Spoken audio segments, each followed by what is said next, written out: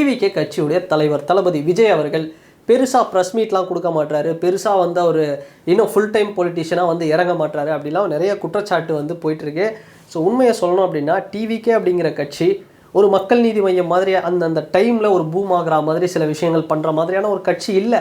தெளிவாக சொல்லணும் அப்படின்னா அவங்க இருக்கிற இன்டீரியர் வார்டுலேருந்து ரிமோட் ஏரியா வில்லேஜ் லெவலில் எல்லாத்தையுமே பார்த்தோம்னா ஒரு அழகான கட்டமைப்பு அப்படிங்கிறது ஒரு ஸ்ட்ராங்காக வந்து உருவாக்கி வச்சுருக்காங்க. இதுதான் உண்மை. சரி, இதுக்கு மேலே விஜய் அவர்கள் ஏன்பா பேச மாட்டாருன்னு சில பேர் வந்து சொல்லலாம். ஆனால் ஆகஸ்ட் 15ஆம் தேதியிலேருந்து தமிழக வெற்றி கழகத்தின் தளபதி விஜய் அவர்கள் ஒரு மிகப்பெரிய ரோட் ஷோ வந்து 3 முக்கிய நகரங்களில் தமிழ்நாட்டில் நடத்த போகிறாரு. அது மட்டும் இல்லாமல் 234 தொகுதிகளுக்கும் பார்த்தோம்னா அவர் ஒரு நடைப்பயணம் மாதிரி இன்டீரியர் வில்லேஜ் வரைக்கும் எல்லா இடத்துல போயிட்டு மக்களை நேரில் சந்திக்க போகிறாரு, மக்கள் குறைகளை வந்து கேட்க போகிறாரு அப்படிங்கிற மாதிரி ஒரு நியூஸ் வந்து வந்திருக்கு.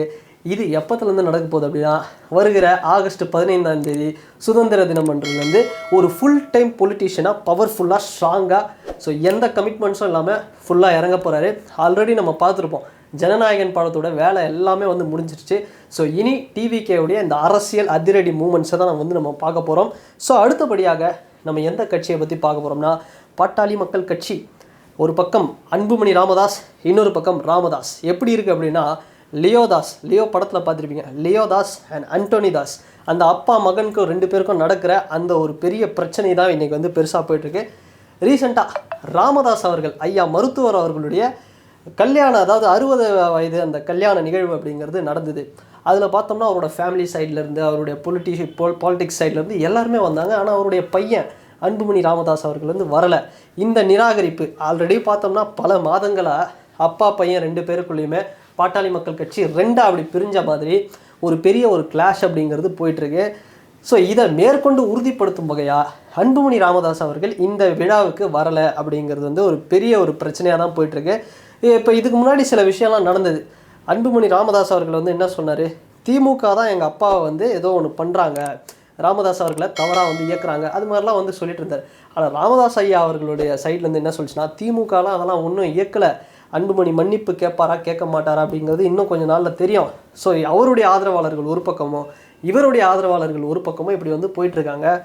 ராமதாஸ் ஐயா அவர்களுக்கு வந்து பார்த்தோம்னா ஜிகே மணி அண்ட் அந்த சேலமில் இருக்கக்கூடிய அருள் அப்படிங்கிற ஒரு எம்எல்ஏ இவங்களுடைய சப்போர்ட் அப்படின்லாம் பெருவாரியாக வந்து இருக்குது. ஸோ இன்னொரு பக்கம் பார்த்தோம்னா அன்புமணி அவருக்குன்னு ஒரு சப்போர்ட்டர்ஸ் இருக்காங்க. ஆனால் நான் இருக்கிற வரைக்கும் இப்போ ரீசெண்டாக என்ன சொல்லியிருக்காருன்னா உங்களோட, அதாவது பேட்டி எடுத்த நிருபர்கிட்ட உங்களோட 25வது கல்யாண நாளில் அந்த விழாவில் அந்த மேரேஜ் ஆனிவர்சரியில் உங்களுடைய பசங்க வரலன்னா உங்களுக்கு எப்படிங்க இருக்கும், அந்த மாதிரி ஒரு வேதனை தாங்க எனக்கு இருக்குது அப்படிங்கிற அவருடைய ஆதங்கத்தை வந்து வெளிப்படுத்தியிருக்கிறாரு. அது மட்டும் இல்லாமல் கலைஞர் எப்படி உயிர் மூச்சு கடைசி மூச்சு இருக்கிற வரைக்கும் அவர் தான் திமுக வந்து தலைமை தாங்கினாரோ, அவருக்கு அடுத்தபடியாக தான் ஸ்டாலின் இருந்தார், அது மாதிரி என்னுடைய மூச்சு இருக்கிற வரைக்கும் நான் பாட்டாளி மக்கள் கட்சியில் நான் எடுக்கிறதுனா முடிவு, நான் எடுக்கிறதுனா டெசிஷன், நான் தாண்டா தலைவர் அப்படிங்கிற மாதிரி பகிரங்கமாக ஒரு சம்பவத்தை சொல்லி அதிர வச்சிருக்காரு தமிழக அரசியலை. ஸோ இப்படி போயிட்டுருக்க இந்த லியோ படத்தில் வர அண்டோனி தாஸ் அண்ட் லியோதாஸ் மாதிரி இருக்கிற இந்த பிரச்சனை எப்போ தீர்வு வரும் அப்படிங்கிறத நம்ம வெயிட் பண்ணி தான் பார்க்கணும். அண்ட் இன்னொரு பக்கம் இப்போ ரீசெண்டாக திருமாவளவன் அவர்கள் வந்து இந்த விசிகே அவார்டு அப்படிங்கிற ஒரு நிகழ்வு வந்து நடந்தது. இதில் சத்யராஜ் அவர்கள், அதாவது புரட்சி தமிழர் சத்யராஜ் அவர்களுக்கு ஒரு அவார்டெலாம் வந்து கொடுத்தாங்க. அவரும் வந்து ஃபயராக ஒரு ஸ்பீச்செல்லாம் பேசினார்.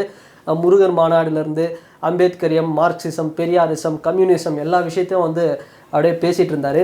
ஸோ இந்த இடத்துல முக்கியமாக நம்ம பார்க்க வேண்டியதுன்னா திருமாவளவன் அவர்கள் என்ன பேசினார் அப்படின்னா, டீ பன்னு இதை வந்து கொடுத்து எங்களை நீங்கள் ஆஃப் பண்ணிடக்கூடாது, நாங்கள் வந்து சாதாரண கட்சி இல்லை, 5 சீட்டு 6 சீட்டு 10 சீட்டு 12 சீட்டு இப்படி கேட்டு அடங்கி போகிறவங்க கிடையாது, நாங்கள் வந்து அத்துமீறுவோம், நாங்கள் வந்து அடங்க மறுப்போம் அப்படிங்கிற மாதிரி கொக்கரித்து நாங்கள் 234 தொகுதிக்கும் வந்து குறைந்த நின்று போட்டியிடுற அளவுக்கு நாங்கள் வந்து ஒரு பலம் எங்ககிட்ட இருக்குது, நாங்கள் யாருக்கும் குறைஞ்சவங்க கிடையாது, அதனால் நீங்கள் யாரும் வந்து எங்களை வந்து குறைச்சி மதிப்பிட வேணாம் அப்படிங்கிற மாதிரி ஒரு ஆக்ரோஷமாக வந்து பேசியிருக்கிறாரு.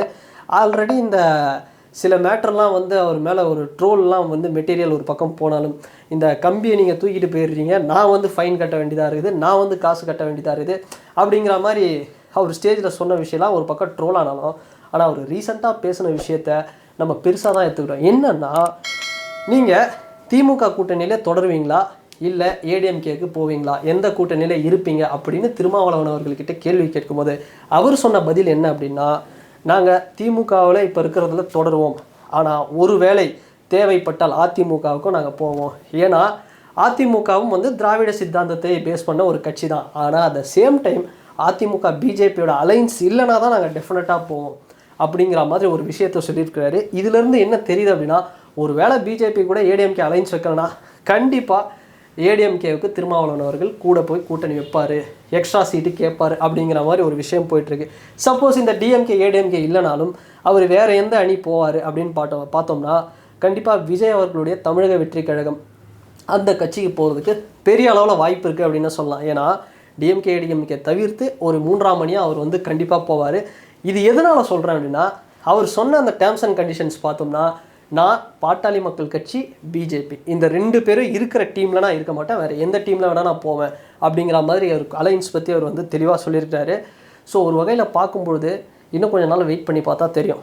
ஸோ இப்போ இருக்கிற டிஎம்கே கூடயே வந்து கண்டினியூ ஆவாரா, இல்லை அலைன்ஸை கண்டினியூ பண்ணுவாரா திருமாவளவன் அவர்கள், இல்லை ஏடிஎம்கே பக்கம் போவாரா, இல்லை விஜய் அவர்களோட கூட்டணி வைப்பாரா, இதெல்லாம் வந்து நம்ம வெயிட் பண்ணி பார்த்தா தான் தெரியும். ஸோ இன்றைக்கி ஒரு 3 இன்ட்ரெஸ்டிங்கான நியூஸை வந்து நீங்கள் பார்த்துருப்பீங்க. தமிழ்நாடு பாலிடிக்ஸில் கரண்ட்டில் ரீசெண்டாக நடந்துகிட்டு இருக்கிற ஒரு விஷயத்தை ஒரு ஷார்ட் அண்ட் கிறிஸ்பாக ஒரு 3 முக்கியமான நிகழ்வுகளை எடுத்து 3 வெவ்வேறு கட்சிகளை எடுத்து வந்து சொல்லியிருக்கேன். ஸோ இந்த வீடியோ உங்களுக்கு பிடிச்சிருந்ததுன்னா லைக் பண்ணுங்கள், ஷேர் பண்ணுங்கள், கமெண்ட் பண்ணுங்கள், சப்ஸ்கிரைப் பண்ணுங்கள். இன்னும் நிறைய வீடியோஸ் இது மாதிரி வந்து தொடர்ச்சியாக பண்ணிகிட்ருப்போம். அண்ட் இந்த வீடியோ பற்றின உங்களுடைய கருத்துக்களை இந்த கமெண்ட் செக்ஷனில் மறக்காமல் பதிவிடுங்க. அண்ட் வேறு ஒரு வீடியோவில் வேறு ஒரு கான்டென்ட்டில் நான் உங்களை பார்க்குறேன். பாய்.